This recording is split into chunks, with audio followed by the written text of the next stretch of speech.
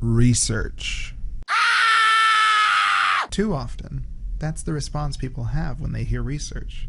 But what they don't know is that research is really not that challenging at all. There. That's better.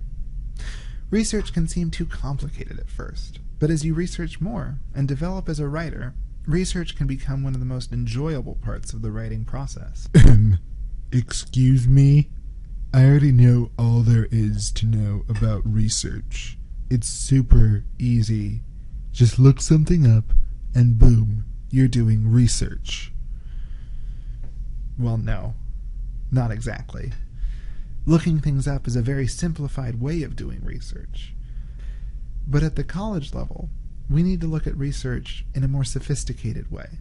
Research can be broken down into three main categories: scientific research, humanities research, and artistic research. For this class, and for most English classes, you'll be dealing with humanities research, so we'll ignore the other two for the time. Humanities research tends to be an exploration of the context and knowledge surrounding a particular subject matter. It is research that does not look for specific answers to questions or problems, but instead provides a better understanding of your subject matter to guide your interpretation. You're still just looking stuff up. How is that any different from what I just said? I'm getting to that. For academic research, we aren't only concerned with what is being researched, but where it's coming from. When you use someone else's information in an academic paper, you need to explain where you got this information. This process is called citation. Citation is a key part of any academic writing. In fact, citation is so important to academic writing that at the end of most papers, you'll find a works cited page. A works cited page is a listing of all the sources used in a given paper. It would roughly look like this. It provides an easy access point to review where the author acquired their information and gives some insight into the validity of the paper. This all sounds so complicated. It can at first, but after you've been through the process a couple of times, you'll find that research becomes a natural part of any academic work you will do. So let's talk a little bit about what sources are acceptable and what sources aren't acceptable. Google, Ask, Yahoo, and Bing are some of the most popular sites for the everyday person to do some general research, but for academic research, we would want to use a search engine that can guarantee some more substantive results. What? Substantive. It means having a firm basis in reality, and therefore important, meaningful, or considerable.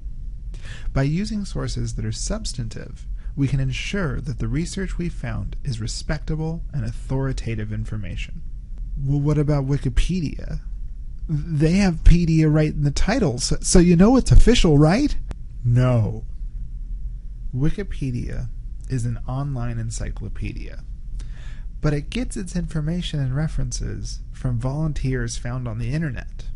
They're another website that might be great if you were just looking for general information on a subject, but not as a substantive source. However, Wikipedia can provide some substantive sources that you can use. On the bottom of most Wikipedia pages, there is a list of the sources used for that specific entry.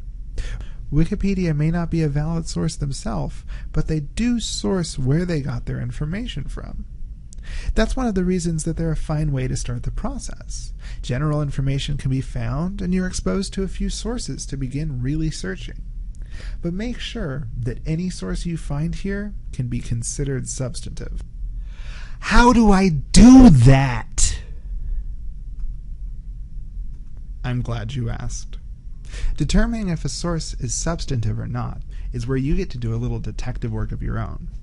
First, why not check to see if there's a works cited page? If the article has a works cited page, then you could have some understanding of where they got their information and know that this author has done some of their research as well. Speaking of authors, second, you might want to check to see who the author is. Is there even an author listed? Not all websites on the internet list a specific author, and you need to have a specific author if you plan to use something for an academic paper. Next, look into the institution that published this article. Where did you find it? Why might they have published it? Are they a commercial organization? A nonprofit organization?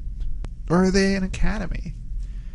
Look into whether or not you should trust this organization, and whether or not the information that they're providing could be used in an academic paper. But more than anything else, I want you to look for these two words: peer-reviewed. If a source is listed as peer-reviewed, that means it's been thoroughly examined and found to be substantive.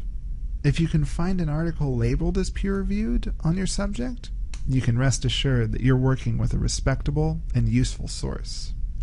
Well, what about sources that aren't peer-reviewed? Can we just not use them in academic writing? Not everything you cite needs to be a peer-reviewed source, but trying to stick with only peer-reviewed sources is not a bad way to go. Sources that do not go through peer review tend to be problematic when you want to use them in your paper.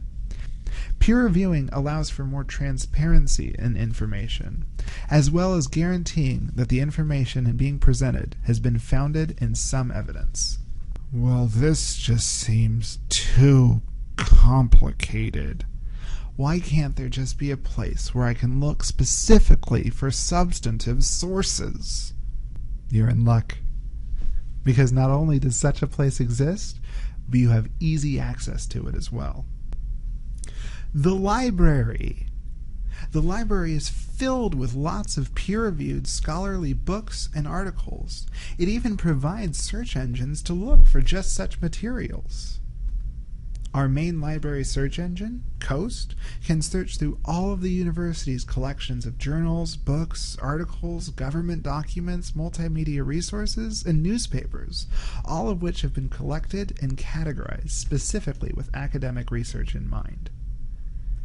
But wait, there's more. The library also provides dozens of academic databases that provide even more text for research.